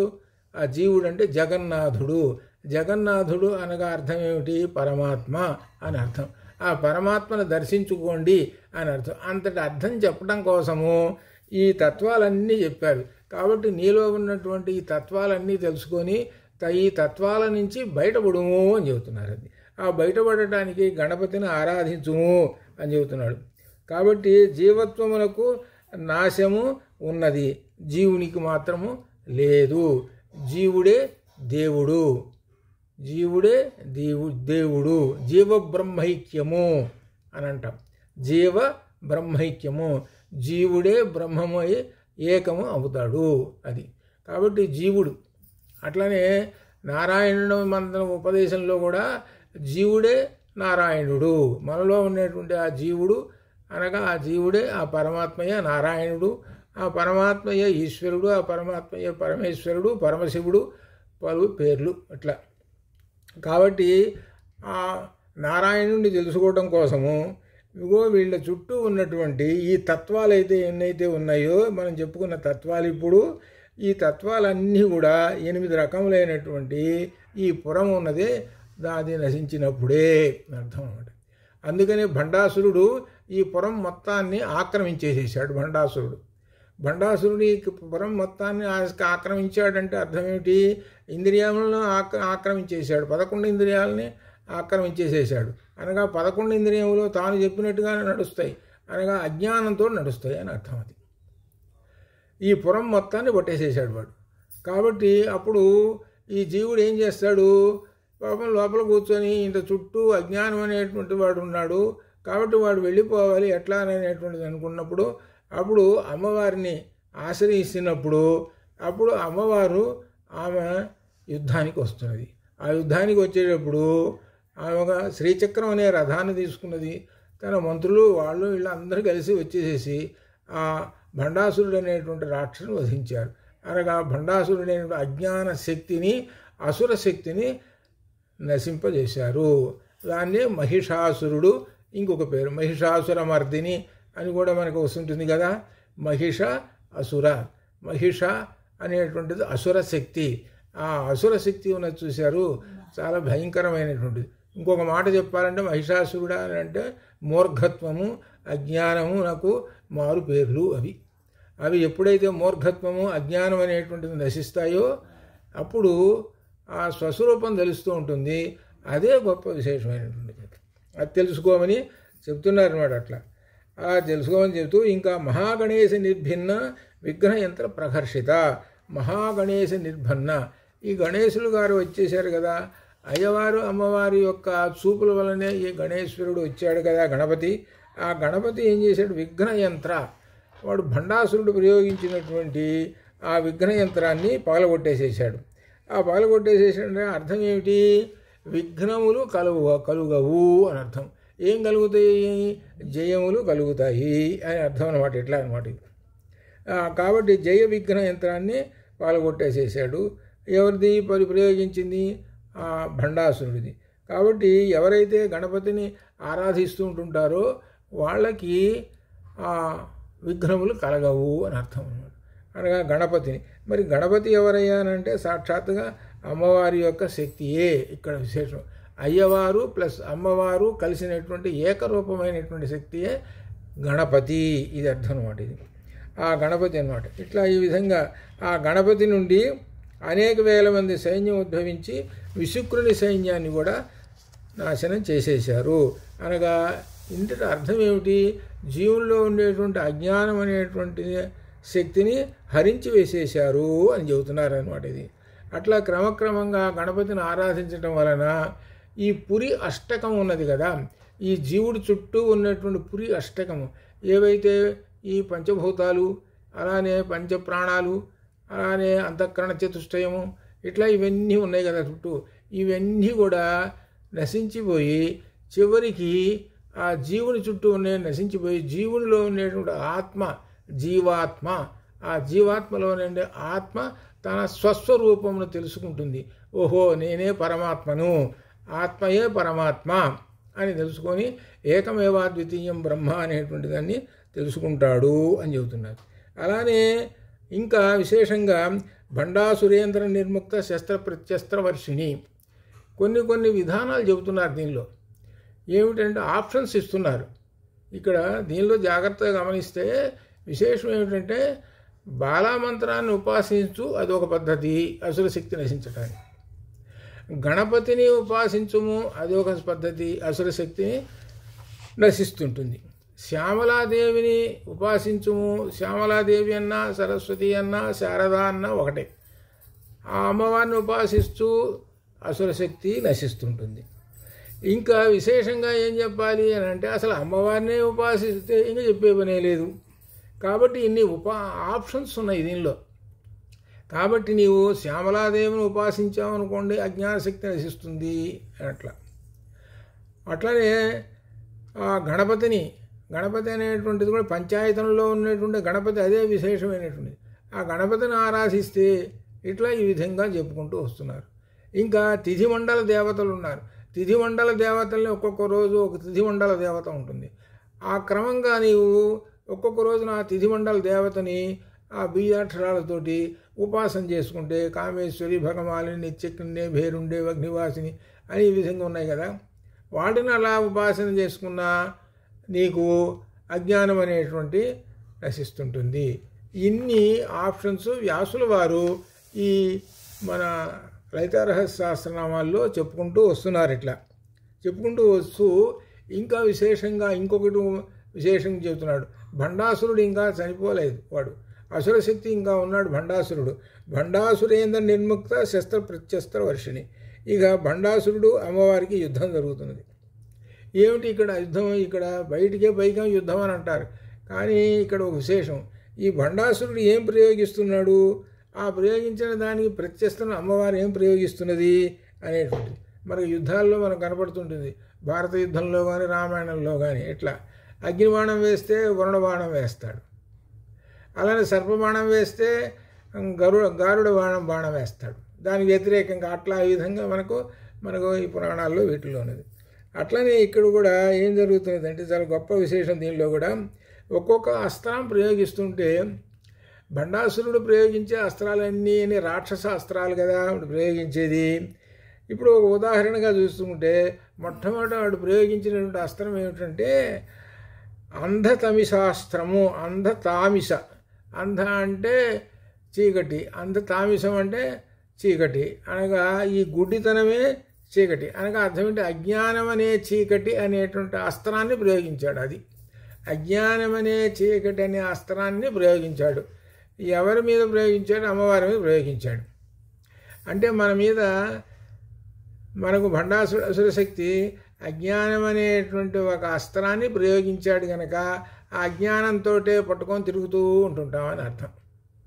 కాబట్టి అజ్ఞానం అనేటువంటి అసురశక్తి పోవాలి అంటే మరి అమ్మవారు ఏం ప్రయోగించింది అని అంటే గాయత్రీ శక్తిని ప్రయోగించింది, గాయత్రీ మంత్రాన్ని ప్రయోగించింది. అది అందుకని గాయత్రీ మంత్రాన్ని ఉపాసించండి. గాయత్రీ మంత్రము నా గాయత్ర్యా పరం మంత్రం అని అర్థం. నా గాయత్ర్యా పరం మంత్రం, గాయత్రీ మంత్రం కంటే మించినటువంటి మంత్రం మరొకటి లేనే లేదు అని అర్థం. కాబట్టి ఆ గాయత్రీ మంత్రం వలన ఏమిటనమాట, అజ్ఞానం నశిస్తుంది. గాయత్రి మంత్రార్థం తెలుసుకున్నటువంటి వాళ్ళు గాయత్రి మంత్రాన్ని వదలరు. ఆ గాయత్రి మంత్రము అందరికీ పుస్తకంలో ఉంది కదా అని చదువుకుందాము, అలానే ఈ నెట్లో వచ్చింది కదా చదువుకుందాము, అలా చదువుకుందాం అని అనుకుంటే ఏం ప్రయోజనం ఏమి లేదు. ఆ గాయత్రి మంత్రాన్ని ప్రత్యేకంగా ఉపదేశం పొందాలి, గాయత్రి మంత్రార్థం తెలుసుకోవాలి, దాని యొక్క విశేషం అంతా తెలుసుకుంటే దానికి గాయత్రి మంత్రం యొక్క శక్తి ఏమిటనమాట, అసలు అంతటి అనంతమైనటువంటి శక్తియే గాయత్రి మంత్రశక్తి. ఆ గాయత్రి అనేటువంటిది ఆ ఛందస్సు, గాయత్రి అనేటువంటి ఛందస్సు, ఆ ఛందస్సు పేరుతోటే ఆ అమ్మవారికి గాయత్రి అనే పేరు. ఆ గాయత్రి అలంకారం ఒకరోజు శరన్నవరాత్రుల్లో వేస్తారు. అనగా అర్థం ఏంటి, గాయత్రి మంత్రంలో ఉండేటువంటి అనంతమైనటువంటి శక్తి తెలుసుకొని నువ్వు ఉపాసన చేయరా, నీకు అజ్ఞానం అనేటువంటి శక్తి నశిస్తుంది అని అర్థం. అది కాబట్టి ఇక్కడ అమ్మవారు ప్రయోగించినటువంటిది గాయత్రి మంత్రం అనేటువంటి అస్త్రాన్ని ప్రయోగించింది వాడి మీద. దేని మీద? అజ్ఞానం అనే చీకటి మీద ప్రయోగించింది. దాంతో ఏమైంది, పోయినాడు వాడు. ఆ అస్త్రం కాస్త వాడితే ఫెయిల్ అయిపోయింది. తర్వాత వాడు ఊరుకోలే, ఇంకా మళ్ళీ అంధాస్త్రం మళ్ళీ ఇంకొకటి వేశాడు. శక్తి వేస్తే అమ్మవారు దానికి మళ్ళీ ఇంకోటి వేసింది. చాక్షు అనేటువంటి చక్షు, అంధ అంటే చీకటి, గుడ్డి, ఆ గుడ్డితనంగా ఉండిపోవాలి వీడు అని. అదే కళ్ళున్నాయి కానీ గుడ్డితనం వీడిది అంటే అర్థం ఏంటి, అజ్ఞానం అనేటువంటిది అని చేస్తే అమ్మవారిని చక్షు, కళ్ళున్నాయి. ఏం కళ్ళు ఇవి? జ్ఞాన నేత్రాలు. వాడు అజ్ఞాన నేత్రాలు వేస్తుంటే అమ్మవారి జ్ఞాన నేత్రాలు ప్రయోగిస్తున్నది. ఇది ఇక్కడ దీనిలో ఉండేటువంటి శస్త్ర ప్రత్యస్త్ర వర్షిణి అనేటువంటి దానిలో అర్థం అనమాట. అట్లా అనమాట. అలానే ఇంకా వరుసగా మనకు ఈ విధంగా చాలా దీనిలో సరస్వతి అని ఉన్నది. సర్వస్మృతి అనగా అమ్మవారి యొక్క అనుగ్రహం కనుక ఉంటే, సరస్వతిదేవి అనుగ్రహం అంటే ఆ మొత్తం జ్ఞాపకం ఉంటుంది కదా. కానీ లేకుండా ఉండాలి వీడికి, ఏం చదువుకున్నది అంతా మర్చిపోవాలి. చూడండి, కొంతమంది చదువుకున్నది అంతా కూడా అప్పటికప్పుడు అప్పచెప్పేస్తారు, కొంతమంది ఇప్పుడు చదివింది అప్పుడు కాసేపుడు మర్చిపోతుంటారు. అనగా అజ్ఞానం అనే శక్తి ఉంది. అందుకని భండాసురుడు పట్టాడు వాళ్ళని. అందుకనే సర్వస్మృతి అనేటువంటి సర్వస్మృతి నాశన, సర్వస్మృతి నాశనం భండాసురుడి దగ్గర ఒక అస్త్రం ఉంది, సర్వస్మృతి నాశనం. సర్వము సమస్తము నీవు తెలుసుకున్నటువంటిదన్నీ కూడా, నువ్వేమన్నా వేదాలు చదువుకున్నా, ఏ పుస్తకాలు చదువుకున్నా, ఏవైనా సరే అవన్నీ కూడా నాశనం అయిపోవాలి అనేటువంటి ఒక అస్త్రం ఉంది వాడి దగ్గర. ఆ అస్త్రాన్ని ప్రయోగించాడు. ఆ అస్త్రాన్ని ప్రయోగిస్తే అమ్మవారు ఏం ప్రయోగించింది మరి దానికి? సర్వస్మృతి అన్నీ మర్చిపోవాలని కదా వాడు ప్రయోగించింది. అమ్మవారు ఏం అస్త్రం ప్రయోగించింది? ధారణాస్త్రం ప్రయోగించింది. ధారణ అంటే అర్థం ఏంటి? కంఠస్థం అని ఒక అర్థం. అంటే ఒక్కసారిగానే మనస్సులో ధారణ చేసుకుంటే జీవితాంతం ఉండిపోతుంటుంది. ఇది ఎవరు? గురువు శిష్యుల దగ్గర గురువుగారు వేదం చెబుతుంటుంటే శిష్యుడు ఆ వేదాన్ని చదువుతూ కలకాలం ఆ శిష్యుడు ఉన్నంతకాలం మళ్ళీ ఆ వేదాన్ని చెబుతూ ఉంటుంటాడు. అనగా గురువుగారు చెబుతున్నప్పుడు అది విని మనస్సులో ఒకసారి ధారణ చేస్తాడు. ఆ ధారణ చేస్తే అలానే ఉండిపోతుంది. అది ఎప్పటికైనా ఎంతకాలమైనా సరే అది మళ్ళీ చెప్పమంటే, ఆ వేదం చెప్పమంటే చెబుతూనే ఉంటుంటాడు. అది ధారణ శక్తి. ఎప్పుడో మనం చదువుకున్నటువంటి ఉన్నాయనుకోండి, ఇప్పుడు మళ్ళీ చెబుతున్నామంటే మనకు అది ధారణ శక్తి. అనగా ఏమిటనమాట? అమ్మవారి యొక్క. అందుకనే గొప్ప గొప్ప మహాకవులు ఉన్నారు చూడండి. ఇప్పుడు కూడా మహాకవులు ఉన్నారు. ఎవరనంటే అష్టావధానం చేసేటువంటి మహాకవులు ఉన్నారు. వాళ్ళందరూ అమ్మవారి యొక్క ఉపాసకులు. వాళ్ళు ఆ ధారణ చూసుకోండి. 8 మంది ప్రశ్నలు వేస్తుంటే అష్టావధానం, శతావధానం, సహస్రావధానం ఇట్లా ఈ విధంగా ప్రశ్నలు వేస్తుంటుంటే వాళ్ళు చెబుతున్నారంటే ఏమిటి? ధారణాశక్తి అని అర్థం. ఆ ధారణాశక్తి ఎవరిస్తారు? అమ్మవారిస్తారు. కాబట్టి అమ్మవారి ఇచ్చినటువంటి ఆ ధారణాశక్తి వలన ఈ రాక్షసుడు ప్రయోగించినటువంటి ఈ మరిచిపోవటం అనేటువంటిది చూశారు. సర్వ స్మృతి, మొత్తము స్మృతులన్నీ కూడా నాశనం అయిపోవాలి వీడికి. వీడు చదువుకున్నటువంటి ఏవైతే జ్ఞానం సంబంధించిన వేదాంతాలు కానీ అవి కానీ ఇవి కానీ మొత్తం నాశనం అయిపోవాలి అని వాడు ప్రయోగిస్తే అమ్మవారి దానికి వ్యతిరేకంగా ధారణాస్త్రము. అందుకనే పాఠం చెబుతున్నప్పుడు ఉపాధ్యాయుడు కానీ గురువు గారు కానీ పాఠం చెప్పేటప్పుడు విద్యార్థులు ఎవరైతే మనస్సు అక్కడ లగ్నం చేసి ధారణ చేస్తుంటుంటారో అప్పుడు వాళ్ళకి ఒక్కసారి వింటే చాలు, వాళ్ళకి అంత గొప్ప విశేషం, అంత సులభంగా ఉంటుంది వాళ్ళు. అందుకనే అమ్మవారిని అర్థం చేసుకోండి అని చెబుతున్నారు. అందుకని అమ్మవారి తత్వాన్ని అర్థం చేసుకోరా. నీవు అమ్మవారి తత్వాన్ని అర్థం చేసుకో. ఉదాహరణకి ఆయన కాళిదాసు గారు చెప్పినటువంటి శ్యామలా దండకం అలా ఉన్నది. అది ఒక్కసారి బాగా అర్థం చేసుకొని చదువుకోరా చాలు, నీకు ధారణాశక్తి పెరుగుతుంది అని చెబితే వాళ్ళకేం బుద్ధికి ఎక్కదు. అందుకనే అమ్మవారిని ఈ 9 రోజుల్లో ఎవరైతే జ్ఞానపరమైనటువంటి వాళ్ళు ఉంటారో, జ్ఞానం తెలిసినటువంటి వాళ్ళు చెబుతారు. ఒక రోజున కనీసం 1-2 సార్లు అయినా ఈ శ్యామలా దండకాన్ని చదవండి రా అని చెబుతారు. శ్యామలా దండకం అనేటువంటిది అమ్మవారి యొక్క ప్రతిరూపం. అమ్మవారు ముఖ్యంగా విద్యార్థులకు చదువుకునేటువంటి వాళ్ళకి అనంతమైనటువంటి ధారణాశక్తి ఇస్తుంటుంది అనమాట. అది అట్లా అనమాట. ఇది అలాగే ఇంకా ఆ తర్వాత ఇంకా వీడు వదిలిపెట్టడా ఈ భండాసురుడు భయం అనేటువంటి అస్త్రాన్ని వేసేసాడు. చూడండి, సహజంగా అందరికీ భయమే ఈ భయం అనేటువంటి అస్త్రాన్ని వేసేసేటప్పటికి అమ్మవారు అభయము అనేటువంటి ఒక అస్త్రాన్ని వేసింది. అభయంకర ఐంద్రాస్త్రము అనేటువంటిది వేసింది. ఈ భయం అనేటువంటి సహజంగా భయం అనేటువంటిది ఏంటంటే ఏదైనా సరే ఎందుకులే మనకెందుకు అంత భయం అంటే దాని అర్థం ఏమిటి? భయం అంటే ధైర్యం లేకపోవటం అని అర్థం. అది ధైర్యం లేకపోవటం. నేనంత ధైర్యం చేయలేనండి అని అంటారు. ఎందుకు ఏమొచ్చింది ఈ భయం తెచ్చుకోవటం దేనికి అని అంటారు. అటువంటి అది ఒక అజ్ఞానము. అనగా భండాసురుడు వాళ్ళలో ఉన్నాడు. కాబట్టి దానికి వ్యతిరేకంగా అమ్మవారిని ఉపాసించటం వలన అభయం అనేటువంటిది భయం అనేటువంటిది తొలగిపోతుంటుంది. భయం తొలగిపోతుంటుంది, అభయం కలుగుతుంటుంది. అందుకనే దేవతల చేతుల్లో, మన చేతుల్లో, వెంకటేశ్వర స్వామి వారి చేతుల్లో అభయహస్తము అని అంటారే, అభయహస్తము. అభయహస్తము అంటే నీకేం భయం లేదురా నా దగ్గర చేరు అని అర్థం. నీకేం భయం లేదు నా దగ్గర చేరు అంటే ఎందుకు తెలుసు? నీకేం భయం లేదు నాకనంటే సంసార సాగరం అనేటువంటిది సాగరాన్ని ఈదాలి అని అంటే చాలా భయం అండి అని అంటే అప్పుడు ఆ జీవుడితోటి స్వామివారు ఏమంటున్నాడు? ఏమక్కర్లేదురా నా దగ్గర చేరు అనగా నన్ను శరణు పొందుము అని అర్థం. నన్ను శరణు పొందుము, నువ్వు భయపడాల్సిన పని లేదు. విభీషణుడు ఏం చేశాడు? భయపడ్డాడు. రావణాసురుడు వెళ్ళగొట్టాడు. ఎక్కడికి పోవాలి ఇంక వీడు? దేశంలో ఎక్కడికి పోవాలి? వెళ్ళగొట్టేశాడు. ఇక భయపడ్డాడు. కాబట్టి ఈ భయం తొలగాలి. అందుకని ఎక్కడికి వచ్చాడు? భయం తొలగాలంటే పరమాత్మ దగ్గరికే వచ్చేసేద్దాం అని రాముల వారి దగ్గరికి వచ్చేసేసాడు. రాముల వారి దగ్గరికి వచ్చేసి అప్పుడు రాముల వారు ఏమన్నాడంటే, సకృదేవ ప్రపన్నాయ తవాస్మితి యాచతే అని ఈ విధంగా ఒక్కసారి నేను నీ వాడనని శరణు పొందితే నేను అభయం ఇస్తాను అని అన్నాడు. సర్వభూతేభ్యో సమస్త ప్రాణులకి ఎవరైనా సరే వచ్చి శత్రువైనా వచ్చి అభయం అంటే ఇచ్చేస్తాడు. అందుకని అన్నారు, ఏమండి రావణాసురుడే వచ్చి అభయం అన్నాడు అనుకోండి, శరణు ఇస్తావా మరి అని అంటే తప్పనిసరిగా ఇస్తాను, నేనేమీ ఆలోచించని వల్ల నా యొక్క ఏతద్వ్రతం మమా అన్నాడు. ఇది నా యొక్క వ్రతము అని. అట్లనే అక్కడ రాముల వారే, ఇక్కడ అమ్మవారు. ఇది చాలామంది తెలియదు. రాముల వారు వేరు, అమ్మవారు వేరు, పరమశివుడు వేరు, శ్రీకృష్ణుడు వేరు. ఇక్కడ వేర్లు పెడుతుంటుంటారు. కానీ ఏమిటనమాట, ఈ వేర్లు పెట్టేటువంటి వాళ్ళందరూ కూడా భండాసురుడు అనేటువంటి రాక్షసుడు పట్టుకున్నాడు వాళ్ళని.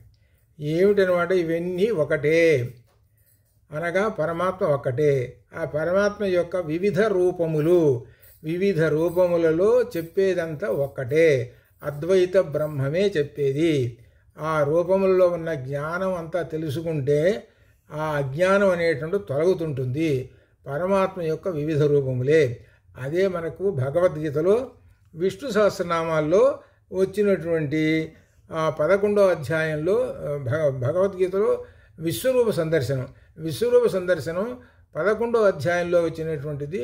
విశ్వరూప సందర్శనంలో వివిధ రూపములతోటి ఆ పరమాత్మ కనబడుతుంటాడు. ఆ పరమాత్మ అలా కనబడుతున్నాడే, ఆ పరమాత్మ యొక్క రూపమే అమ్మవారి యొక్క రూపము. అమ్మవారి రూపమే, ఏం లేదు అక్కడ ఇక్కడికి ఏంటి అయ్యవారు అమ్మవారు వేరేమని కాదు. అమ్మవారి యొక్క ఆ ఏకాదశి సర్గలో ఉన్నటువంటి విశ్వరూప సందర్శనం అలా తెలుసుకోండి. ఇట్లా ఈ విధంగా రావణాస్త్రం వేశాడు భండాసురుడు. రావణ అస్త్రం చూడండి, వాడు అందగా రావణుడు అంటే రాక్షసుడు. రావణుడు యొక్క అస్త్రం ఏమిటి? ఇంద్రియ లౌల్యము వడికున్నది. ఇంద్రియ లౌల్యం వలనే రావణాసురుడు పతనం అయిపోయినాడు. అంత గొప్పవాడు, అనగా వేదాది విద్యలు చదువుకున్నవాడు, సమస్త శాస్త్రాలు చదువుకున్నవాడు, సాక్షాత్తుగా బ్రహ్మదేవుని యొక్క ముని మనవడు, అంతటి గొప్పవాడు ఎందుకు పతనమైనాడు? ఇంద్రియ లౌల్యం వల్ల పతనం అయిపోయినాడు. అనగా విషయాసక్తుల్లో పడటం వలన ఇంత చదువుకున్నా కానీ చివరి పతనం అయిపోయినాడు రావణాసురుడు. అనువని ఆ రావణాసురుడిని యొక్క వస్త్రాస్త్రాన్ని ప్రయోగించాట. ఎవరో ఈ భండాసురుడు ప్రయోగిస్తే మరి అమ్మవారు, మరి రావణాసురుడికి వ్యతిరేకం ఎవరు? రాముడు. కాబట్టి రావణాసురుడికి ఏవైతే ఇంద్రియ లౌల్యము దుర్గుణాలు ఉన్నాయో వాటన్నిటికీ వ్యతిరేకం రాముల వారు ఏకపత్ని వ్రతం అని. అట్లా ఈ విధంగా ఆయన జితేంద్రియుడని, ప్రియాప్రియములకు మరి అతీతుడని, మరి ద్వేషాద్వేషములకి ఇట్లా ఈ విధంగా అనేకమైనటువంటి మనకి దీనిలో మనకు చెప్పుకుంటూ భగవద్గీతలో వచ్చారు. సాక్షాత్తు పరమాత్మ స్వరూపులే. అందుకనే నామరామాయణంలో చెప్పుకుంటూ వచ్చారనమాట. ఏమిటనంటే నామరామాయణంలో మొట్టమొదటి చెప్పారు, శుద్ధ బ్రహ్మ పరాత్పర రామ కాలాత్మక పరమేశ్వర రామ అన్నారు. అనగా సాక్షాత్తుగా ఆ రాముల వారు పరమాత్మ స్వరూపమే అని చెప్పారు. ఆ పరమాత్మ స్వరూపమైనటువంటి రాముల వారి యొక్క మంత్రాన్ని ఉన్నది చూశారు, అస్త్రాన్ని అమ్మవారు ప్రయోగిస్తే ఈ రావణాసురుడు అనేటువంటి అస్త్రం నశించింది. ఇట్లా ఈ విధంగా అస్త్రాలు వేసుకుంటూ వస్తున్నారనమాట. చేస్తూ ఉన్నారు. చివరికి కలికి అస్త్రం కూడా వేశాడు వాడు. కలియుగం యొక్క అస్త్రం. కలియుగం ఏమిటి? అంతా కూడా అధర్మం. కలియుగంలో ఎక్కువ 3 వంతులు అధర్మం ఉంటుంది. అటువంటి అస్త్రాన్ని కూడా వేస్తే దాన్ని కూడా ఎవరైతే పట్టుకుంటారో వాళ్ళు, ఎవరు అమ్మవారిని పట్టుకుంటే వాళ్ళ మీద ఈ అధర్మం అనేటువంటిది లేకుండా ధర్మస్థాపన కూడా ఉండేటట్టుగా అమ్మవారు చేస్తుంది అని అమ్మవారు కలికి అస్త్రాన్ని ప్రయోగించారు. వాడు ప్రయోగించింది కలి అస్త్రము. కలి అంటే శని అని అర్థం అనమాట. శని అస్త్రం ప్రయోగిస్తే ఈమె కలికి అస్త్రాన్ని ప్రయోగించింది అని అర్థం అనమాట. అనగా కలియుగంలో ఉండేటువంటి కలిపురుషుడి యొక్క రూపం ఏమిటనగా సాక్షాత్తు శ్రీమన్నారాయణుడే అని అర్థం. ఆ శ్రీమన్నారాయణుడే కలౌ వెంకటనాయక అని అన్నారు. అది అనగా ఇక్కడ అర్థం చేసుకో, కలౌ వెంకటనాయక అనగా కలియుగంలో ఎవరు పరమాత్మ అంటే వెంకటేశ్వర స్వామియే అని అర్థం. కలవు దుర్గాదేవి అని కొంతమంది రకరకాలుగా చెప్తారు. ఎలా అయితే పరమాత్మ స్వరూపమే కలియుగం. కానీ వాడు ప్రయోగించింది ఏంటి? కలి అనేటువంటి ఒకటి ప్రయోగించారు. కలి అనేటి శని పట్టం అనగా నాశనం కావటం అని అర్థం. కానీ అమ్మవారు ప్రయోగించినటువంటిది వెంకటేశ్వర స్వామి. అందుకనే కలవు వెంకటనాయక అని అన్నారు. అందుకనే అట్లా ఈ విధంగా అస్త్ర ప్రత్యస్త్ర వర్షిణి, ఇట్లా ఈ విధంగా ఒక 20 అస్త్రాలు ఇద్దరు పరస్పరం ప్రయోగించితే అమ్మవారు ప్రయోగించిన అస్త్రములన్నీ కూడా భండాసురుడి అస్త్రాలన్నింటిని కూడా పడగొట్టేసేసింది అనమాట. అన్నింటిని కూడా మొత్తం. చివరికి జరిగినటువంటిది ఏమిటి అని అంటే సేనాపతులు అందరూ వెళ్ళిపోయినారు. ఇక అమ్మవారు కరాంగుడి నఖోత్పన్న నారాయణ దశాకృతి, అమ్మవారి చేతి గోళ్ల నుంచి ఒక 10 అవతారాలు వచ్చినాయి. నారాయణుడి యొక్క 10 అవతారాలు వచ్చినాయి. ఆ 10 అవతారాలు ఒక్కసారి వచ్చేసి భండాసురుడి మీద పడ్డాయి. ఆ భండాసురుడు ఏం ప్రయోగించాడు? సర్వ అసుర అస్త్రం, సమస్తమైనటువంటి వీటన్నమాట భండాసురుడు ప్రయోగించాడు అనమాట. అసురాస్త్రం అదే వాడిది ఫైనల్. ఏదో అంటారు చూడండి, మనకు చివరి అస్త్రమైన బ్రహ్మాస్త్రం అని అంటారు. ఏమీ లేకపోతే చివరి బ్రహ్మాస్త్రం ప్రయోగిస్తే దానికి తిరుగులేదు. అట్లని భండాసురుడి దగ్గర అస్త్రం సర్వాసురాస్త్రం ఉన్నది అది వేసేసాడు. వేయించేటప్పటికి అమ్మవారి చేతి గోళ్లలో నుంచి 10 అవతారాలు వచ్చినాయి. ఆ 10 అవతారాలు ఏమిటి? నారాయణ దశాకృతి ఇది అర్థం. కాబట్టి నారాయణుడి యొక్క 10 అవతారాలలో ఏమున్నది అంటే జ్ఞానస్వరూపం ఉన్నది, అది తెలుసుకోండి. నారాయణుడి యొక్క 10 అవతారాలు మనం చూస్తూ ఉంటుంటే, ఉదాహరణకు నరసింహావతారం ఉందనుకోండి, ప్రహ్లాద చరిత్ర చదువుకుంటాం. ఆ నరసింహావతారంలో ఉండేటువంటి విశేషం ఏమిటి అనేటువంటి తెలుసుకోవాలి. నరసింహావతారం అని అంటే నర అంటే జీవుడు, ఆ సింహం ఆ జీవుల్లో ఉండేటువంటి ఆ జీవత్వాన్ని ఆ శిరస్సు అనేటువంటి సింహమునదే, ఆ మన శిరస్సులో ఉండేటువంటి జీవత్వము ఆ నరసింహము సింహము అనేటువంటిది ఉన్నదే. ఆ సింహం ఆ శిరస్సు అనే సింహం మనకు అక్కడ స్వామివారికి ఏం చూపిస్తారనమాట? శిరస్సు సింహ రూపంలో చూపిస్తాడు. నీ శిరస్సులో ఉన్నటువంటి ఏదైతే అసుర శక్తి ఉన్నదో దాన్ని చీల్చివేసేటువంటి వాడు, ఆ చీల్చివేసేటువంటి వాడు అని అర్థం. అనగా నరసింహస్వామి మనలో ఉన్నటువంటి అసుర శక్తిని అసుర రాక్షసుణ్ణి సంహరించేటువంటి వాడు. అదే హిరణ్యకశిపుడు దానిలో అర్థం చేసుకో. ఏమిటంటే హిరణ్యకశిపుడు ఏమన్నాడంటే అహమేవా అన్నాడు. అహమేవ అంటే నేనే అన్నాడు. అంతగా మమ అని అన్నాడు. అనగా అహం మమ అనేటువంటివి ఉన్నాయి అని అంటే అదే అసురశక్తి. ఆ అసురశక్తి ఉన్నంతకాలము ఈ జీవుల్లో స్వస్వరూపము ప్రకాశించదు.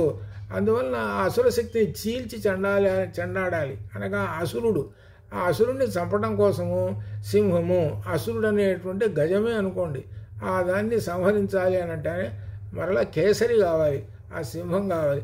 ఆ సింహ రూపమే ఆ అమ్మవారు. అందుకనే ఇక్కడ అమ్మవారి యొక్క రూపాల్లో ఇట్లా నారాయణ యొక్క 10 అవతారాలు 10 రూపాలు అమ్మవారి యొక్క రూపములే ఇక్కడ అర్థం చెప్పుకోవాల్సింది అది.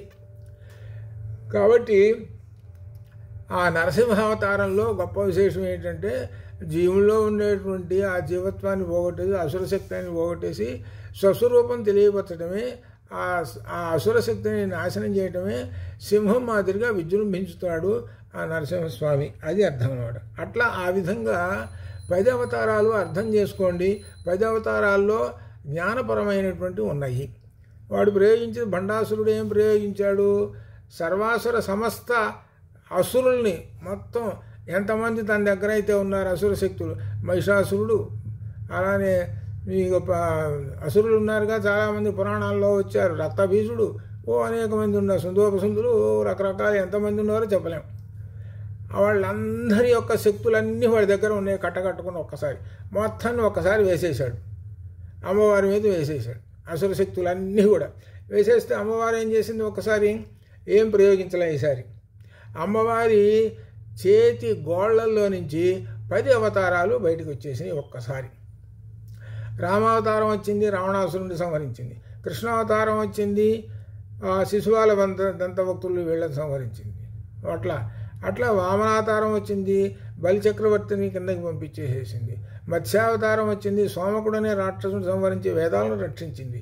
ఇట్లా ఈ విధంగా ఆ పెదవతారాలు ఇక్కడ విశేషం తెలుసుకోండి అని చెబుతున్నారు. ఈ శరన్నవరాత్రుల్లో ఏమిటి అంటే తెలుసుకోవాల్సినటువంటిది ఏంటి? దుర్గా రోజున, మహిషాసుర వర్ధని రోజున మనలో ఉన్నటువంటి మహిషాసురుడు అనగా భండాసురుడు అనేటువంటి అసుర శక్తిని నశింపజేయటమే, అది తెలుసుకోవటము. అది ముఖ్యమైనటువంటి జ్ఞానశక్తి. అమ్మవారి యొక్క శక్తి ఏమిటంటే జ్ఞానశక్తి. అది తెలుసుకున్నప్పుడు మనలో ఉన్నటువంటి ఆత్మశక్తి తెలుస్తుంటుంది. ఆత్మశక్తి తెలిసినప్పుడు ఆత్మానందం కలుగుతుంటుంది.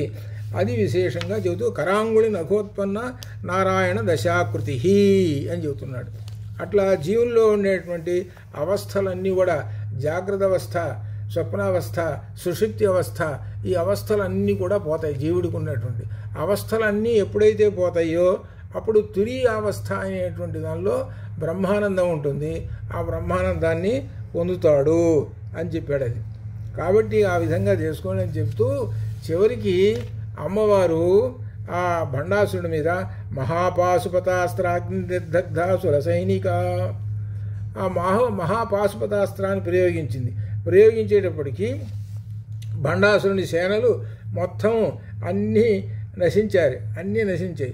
అసుర సైనికులు అంటే అజ్ఞానం అంతా పోయింది. అనగా ద్వైత భావము నశించింది. అనగా ద్వైత భావం అనంటే నేను నీవు వేరు అట్లా వేరు. అలానే వేరంటే జీవాత్మ వేరండి, పరమాత్మ వేరండి అనేటువంటి చెప్పేదే ఈ ద్వైతభావం. ఈ ద్వైతభావం అనేటువంటిది నశించింది. ఇట్లా అనమాట. అయితే ఈ పాశుపతాస్త్రమునకు అధిదేవత శివుడు. ఇప్పుడు ఒక్కొక్క దేవతకి మనకు నారాయణుడికి నారాయణాస్త్రము, బ్రహ్మదేవుడు బ్రహ్మాస్త్రము, అలానే శివుడికి పశుపతి కాబట్టి పాశుపతాస్త్రం, ఇట్లా అస్త్రాలు ఉన్నాయి. ఈ పాశుపతాస్త్రాన్ని ప్రయోగించింది అమ్మవారు.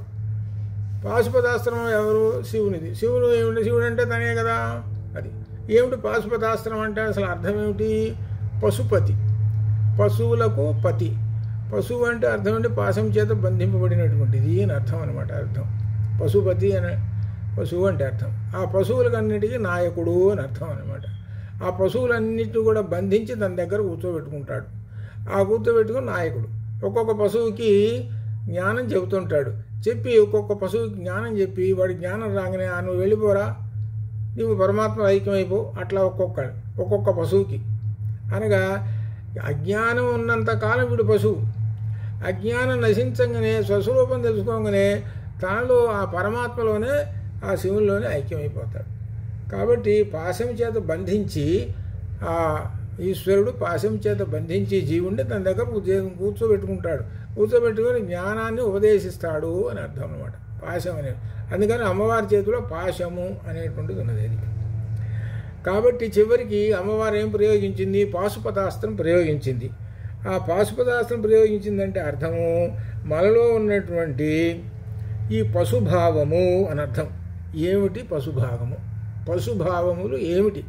రాగద్వేషాదులు, కామక్రోధ లోభ మోహ మదమాత్సర్యములు, రాగద్వేషాలు, మమ అని అనుకుంటుంటాను చూశారు, అవి ఇక్కడ. ఇవి ఏమిటి? పశువుకు ఉన్నటువంటి లక్షణాలు. ఈ పశువుకు ఉన్నటువంటి లక్షణాలు ఈ మనిషికి అనగా జీవుడికి కూడా ఉన్నంత కాలము భండాసురుడికి వాడు వశుడైపోయినాడు. అనగా వాడిలో రాక్షసుడు ఉన్నాడు అని అర్థం అనమాట. అది కాబట్టి వాడిలో రాక్షసుడు తొలగిపోవాలి అని అంటే ఏమిటి? అమ్మవారిని ఉపాసించాలి. అమ్మవారిని ఉపాసించాలి అని అంటే అర్థం ఏమిటి? అమ్మవారి యొక్క తత్వం తెలుసుకోవాలి. అమ్మవారి తత్వం ఏమిటి? జ్ఞానతత్వము. అది తెలుసుకుంటే నీలో ఉన్నటువంటి రాగద్వేషాదులు పోతాయి అని అర్థం. రాగద్వేషాదులు ఎప్పుడైతే పోనీయో, రాగము ద్వేషము, ఒకదాని మీద ప్రేమ, ఇంకొక దాని మీద ద్వేషం, ఇట్లా ఇవన్నీ స్వపర భేదాలతోటి మానవుడు ఉంటుంటాడు. స్వపర భేదాలతోటి ఆ ఉన్నంతకాలము వీడు అసుర శక్తే వీడికి. కాబట్టి పైకి రాలేడు. అనగా అర్థమైంది వాటిని పట్టుకొని సంతోషిస్తూ కూర్చుంటుంటాడు రాగద్వేషాలతోటి. ఆ ఉన్నంతకాలం ఈ జీవుడు పశువు మాదిరే అని అర్థం. కాబట్టి వీటిలో ఉండేటువంటి పశుత్వం అనేటువంటిది నశించాలి. ఆ పశుత్వం అనేటువంటిది నశించాలి. ఆ పశుత్వం అనేటువంటిదే వీడు భండాసురుడు. ఆ భండాసురుడు నశించాలి. అందువలన పాశుపతాస్త్రాన్ని ప్రయోగించింది. పాశుపతాస్త్రం ప్రయోగించేటప్పటికీ ఈ జీవుడు తన యొక్క స్వస్వరూపం తెలుసుకొని అప్పుడు అద్వైత భావంతో ఉండిపోయి అప్పుడు నిర్ద్వైత ద్వైత వర్జిత అనేటువంటి భావంలోకి వచ్చేసాడు. అట్లా ఈ విధంగా జీవుడు తన స్వస్వరూపం తెలుసుకోవాలి అని అంటే పాశుపతాస్త్రం అనేటువంటిది కావాల్సి వచ్చింది. పాశుపతాస్త్రము అనేటువంటిది పశుపతి యొక్క అస్త్రము. పశుపతి అనే అర్థం ఏమిటనమాట? శివుడు, పరమశివుడు. ఆ పరమశివుడు అనగా మహాజ్ఞానస్వరూపము. ఆ మహాజ్ఞానస్వరూపమే అమ్మవారు అని చెబుతున్నారు. అట్లనే చివరిగా కామేశ్వరాస్త్ర నిర్దగ్ధ సభండాసుర శూన్యక అని అర్థం. ఇక్కడ దీనిలో కామేశ్వరాస్త్రం ఇచ్చే చివరి కామేశ్వరుని యొక్క అస్త్రం, శివుని యొక్క అస్త్రం, కామేశ్వరుని యొక్క అస్త్రం అనమాట. అది ప్రయోగించేటప్పటికీ ఆ భండాసురుని యొక్క పురం ఉన్నదే పట్టణం అదంతా నాశనం అయిపోయింది, మొత్తం వెళ్ళిపోయింది. ఈ శరీరంలో ఎక్కడైతే ఎంతైతే అజ్ఞానం అనేది ఎక్కడెక్కడ అంతా నశించిపోయింది మొత్తము. ఈ అనగా అర్థం ఏమిటి? ఇక ఈ శరీరము మరల ఈ ఆత్మ తీసుకోదు అని అర్థం. ఈ జీవుడున్నాడే, ఈ జీవాత్మ అనేటువంటి వాడు ఉన్నాడే, వీడు మరల శరీరాన్ని తీసుకోడు. అనగా భండాసురుడు అనేటువంటి వాడు అసలు పూర్తిగా పోయినాడు. అనగా పూర్తిగా సంపూర్ణంగా ఏ మాత్రం అంతా కూడా లేకుండా శుభ్రంగా పోయేటప్పటికీ ఈ ఆత్మ దివ్య తేజస్సుతోటి వెలిగిపోతూ ఉన్నది. ఈ ఆత్మయే గొప్ప విశేషం పరమాత్మ. ఆత్మ పరమాత్మ ఒకటే అయ్యి ఏకమేవ అద్వైతం కనపడుతూ ఉన్నది.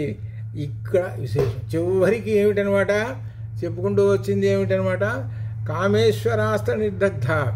ఆ కామేశ్వరుడు అనగా శివుని యొక్క అస్త్రము అనగా అర్థం ఏమిటి? జ్ఞానాస్త్రము అని అర్థం అన్నమాట. జ్ఞానం అనేటువంటి అస్త్రం అనేటువంటిది చేయడం వలన రాగద్వేషాదులన్నీ పోయినాయి, జ్ఞానాగ్ని కలిగింది, చైతన్యాగ్ని కలిగింది. ఈ శరీరం అనేటువంటి పురము ఉన్నదే అది శూన్యమైపోయింది. మనం పురమని ఇందాక చెప్పుకున్నామే, ఆ పురము మన ఈ శరీరం అంతా ఒక ఊరు, ఒక పట్టణం. ఈ శరీరం అంతా ఒక పట్టణం. ఈ పట్టణానికి ఎన్ని ఉన్నాయి? కిటికీలు ఉన్నాయి, ద్వారాలు ఉన్నాయి, మరి రాక పోకలు ఎన్ని అయితే ఉన్నాయి ఈ శరీరానికి. మరి పురానికి కూడా అట్లనే ఉంటాయి కదా, రాక పోక ఎన్నో ఉంటాయి కదా మార్గాలు. అట్లనే ఉన్నది. ఇప్పుడు అటువంటిది ఈ శరీరం అనేటువంటిది అసలు లేనే లేదు, మరలా శరీరం తీసుకోవటమే లేదు. అనగా అర్థం ఏమిటి? మోక్షము జీవబ్రహ్మైక్యము అని అర్థం అనమాట. ఇందులో అంత విశేషం చెప్పుకుంటూ వచ్చారు. ఎప్పుడైతే అలా చెప్పుకుంటూ వచ్చేశారో చివరికి జీవుడు ఉన్నాడే స్వస్వరూపం తెలుసుకున్నాడు. అప్పుడు ఏం జరిగిందిట? చివరికి దేవతలందరూ వచ్చేసేసారు. మొట్టమొదటి దేవతలందరూ అమ్మవారి దగ్గర చేరి ఏం చేశారనంటే, భండాసురుడైన రాక్షసుడు ఉన్నాడు, వాడు మమ్మల్ని ప్రకాశింపనీయకుండా చేస్తున్నాడమ్మా, వాడిని సంహరించు అని మొట్టమొదటి అడిగారు. దేవర్షిగణ సంఘాత స్తూయమానాత్మ వైభవ. ఇప్పుడు అయిపోయినాడు, వాడు భండాసురుడు లేడు. మరి అమ్మవారిని కీర్తించాలి కదా. అనగా అర్థం ఏంటి? పరమాత్మని. ఆ పరమాత్మని కీర్తించడం కోసము ఇప్పుడు బ్రహ్మోపేంద్ర మహేంద్రాది దేవ సంసుత వైభవ, ఈ బ్రహ్మాది దేవతలందరూ కూడా అమ్మవారిని కీర్తించారు. ఇది ఇందులో ఎక్కడ? శివశక్త్యాయుక్తో యది భవతి శక్త ప్రభవితుం నచే దేవం దేవో నఖలు కుశల స్పందితుమపి అతస్వామారాధ్యాం హరిహర విరించాదిభిరపి. హరిహర విరించాదులు అమ్మవారి దగ్గర నుంచి వచ్చారు. అమ్మవారి దగ్గర నుంచి వచ్చినటువంటి హరిహరులు ఉన్నారే ఇప్పుడు కీర్తిస్తూ ఉన్నారు, అమ్మవారిని కీర్తిస్తున్నారు. ఈ జీవుడి స్వస్వరూపం తెలిసింది, జీవుడే పరమాత్మ అయినాడు. అనగా మనలో ఉన్నటువంటి ఏ పరమాత్మ అయితే ఉన్నాడో ఆ పరమాత్మని బ్రహ్మాది దేవతలందరూ కూడా, వివిధ దేవతలందరూ కూడా కీర్తిస్తూ ఉన్నారు. అనగా అర్థం ఏమిటి? మన ఆత్మశక్తి అన్నమాట, మన పరమాత్మ యొక్క శక్తి విశేషాలని చెప్పుకుంటూ వస్తున్నటువంటిదే ఇంద్రాది దేవతలు. ఇట్లా అనమాట. ఇట్లా చివరికి అది ఏమిటనమాట? చివరికి జీవుడు తన స్వస్వరూపం తెలుసుకోవాలి, జీవుడు స్వస్వరూపం తెలుసుకొని మోక్షం పొందాలి, అవి చెప్పారు. మనకి ఇన్ని నామాల్లో కూడా, భండాసురుడి నామాల్లో కూడా చెబుతున్నది అదే విశేషం.